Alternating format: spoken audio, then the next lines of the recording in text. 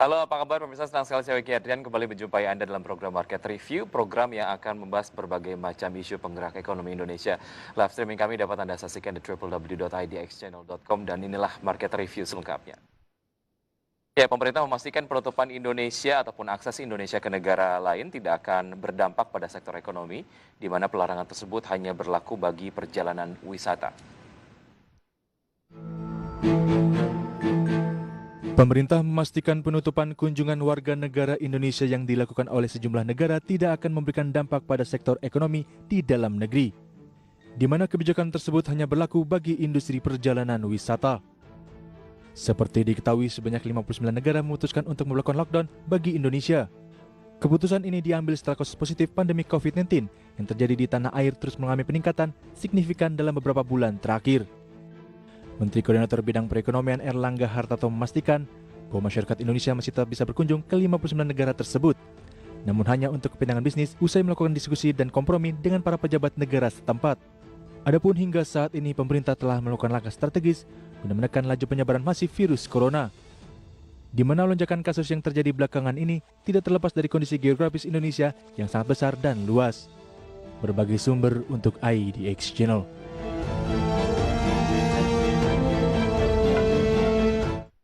Ya, pemirsa, untuk membahas tema kita hari ini mengenai Indonesia di lockdown 59 negara, apa kabar perdagangan dan investasi sudah bergabung melalui aplikasi Zoom Ibu Dina Prapto Raharja, praktisi hubungan internasional. Selamat pagi, Bu Dina.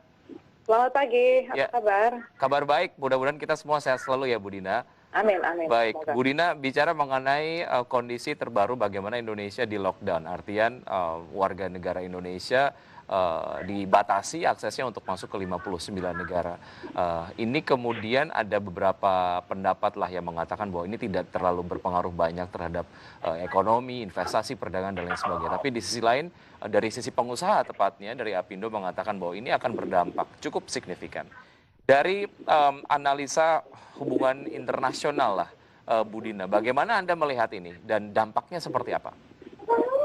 Situasi secara global memang buruk dan masih akan terus memburuk. Jadi kalau kita membayangkan pola linier ya dalam pembangunan ekonomi waktu itu sebelum pandemi, jelas hal seperti itu nggak akan terjadi gitu ya.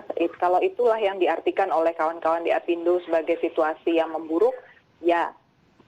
Tetapi semua negara berusaha untuk rebound ya, berusaha untuk kembali lagi ke kakinya kembali, sehingga situasi perbaikan ini sedang diupayakan supaya jenis investasinya, jenis kerjasamanya, jenis perdagangannya saja yang akan berubah.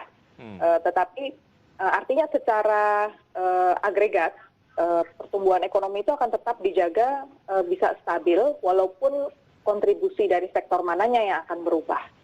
Gitu kira-kira. Jadi memang penanganan pandemi tidak ada yang sempurna ya di semua negara, apalagi di kawasan kita di Asia, juga di negara-negara berkembang itu masih terbilang sangat lemah ya. Sehingga kalau kita masih mengharapkan pola komunikasi, pola kerjasama yang sama seperti sebelum pandemi, tentu kita salah sasaran. Baik, artinya mengenai beberapa strategi bagaimana sebetulnya membuat akses warga negara Indonesia untuk masuk ke 59 negara ini adalah menjadi satu hal yang wajar saja karena bicara prioritas 59 negara ini sedang memprioritaskan penanganan pandemi di negaranya masing-masing.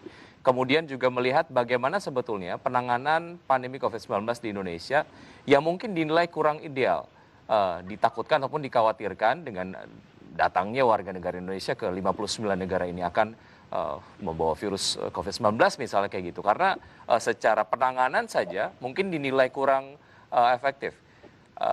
Analisa Anda seperti apa, Bu Dina? Penanganan di Indonesia ini kan cenderung tidak terkonsentrasi ya, tetapi decentralized, menyebar gitu. Padahal kemampuan dari segi dana maupun SDM, kemudian kemampuan untuk mengalihkan regulasi dan sumber daya termasuk dana dan SDM tadi sebenarnya letaknya ada di pusat mandatnya. Sehingga kalau kita bicara tentang tentang kondisi secara makro, negara lain kemudian akan otomatis mengutamakan hal-hal yang terkait dengan keselamatan dirinya dulu.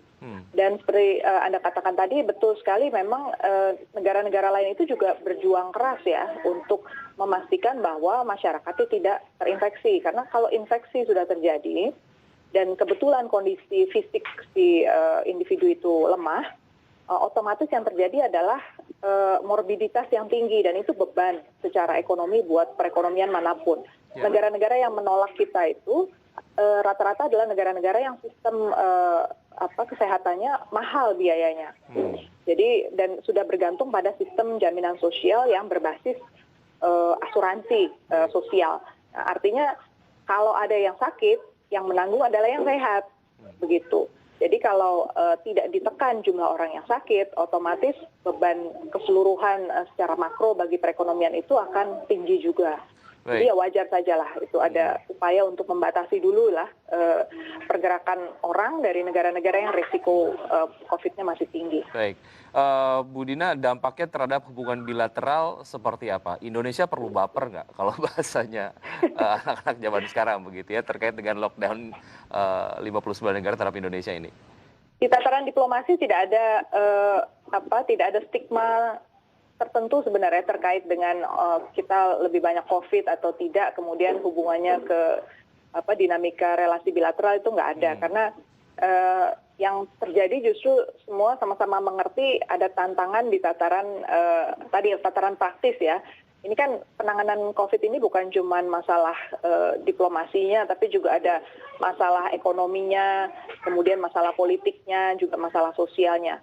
Di masalah ekonomi misalnya, kalau kita pikir-pikir kenapa orang Indonesia rata-rata masih tetap saja bebas bergerak walaupun sudah diberi macam-macam regulasi ya. Karena KPI-nya atau kinerja tiap orang itu diukurnya masih tetap seperti saat sebelum pandemi.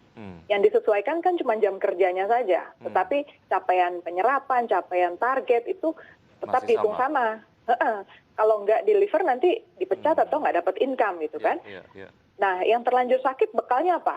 Kalau asuransi biasa, asuransi swasta, mereka kan hanya dibatasi maksimal jumlah hari dia boleh sakit di rumah sakit berapa. Kalau dia outpatient, dia jalan ke klinik, maksimalnya juga berapa. Kalaupun ikut BPJS Kesehatan, masalahnya rumah sakitnya pada penuh. Kemudian asuransi yang menanggung COVID ini kan cuma BPJS Ketenagakerjaan ya.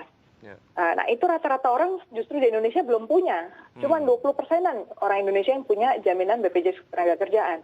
Artinya memang kalau kita mau jujur bilang, kita ini masih kurang fleksibel, kurang cepat beradaptasi dengan situasi yang baru ini. Baik, sejauh mana apa yang Anda tadi sampaikan seharusnya menjadi sebuah evaluasi dan ini ujung-ujungnya akan menjadi raport penanganan COVID-19 di Indonesia dan ini ujung-ujungnya akan menjadi citra bahwa Indonesia adalah sebagai sebuah negara yang penanganan COVID-nya sudah kemudian baik dan kalaupun 59 negara ini akan membuka aksesnya kepada warga negara Indonesia, mereka mungkin akan oke lah gitu karena penanganannya juga sudah cukup ideal.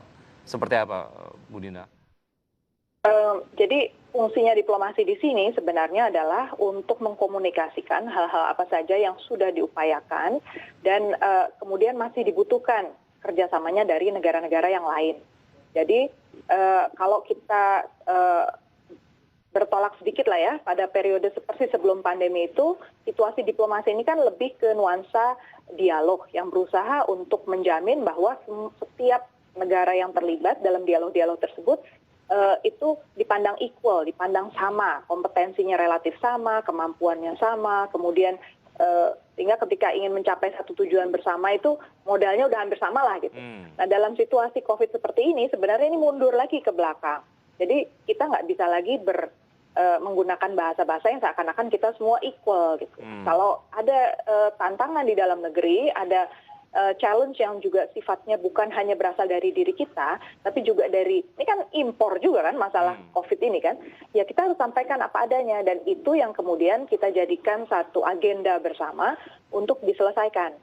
Jadi kalau kita tetap berpikir bahwa diplomasi multilateral, kemudian juga diplomasi bilateral itu kaitannya dengan bagaimana kita tampil sendiri kuat gitu ya udah pasti kita kelihatan jauh di bawah gitu. Tapi kalau kita bisa membawa agenda ini ke sesuatu yang arahnya itu berarti ke depan tantangan ekonomi negara-negara seperti Indonesia itu begini gitu loh. Makanya kita kemudian harus sama-sama berpikir mencari solusi bersama. Jadi kembali ke poin yang saya sebutkan tadi di awal adalah adjustment ya, penyesuaian ini. Penyesuaian itu mudah buat negara-negara yang resources-nya cukup memadai, baik dari segi birokrasinya, kemudian regulasinya, kemampuan masyarakatnya, dan sama yang paling penting ini juga ini loh, urban planning loh, tata kelola masyarakat ya.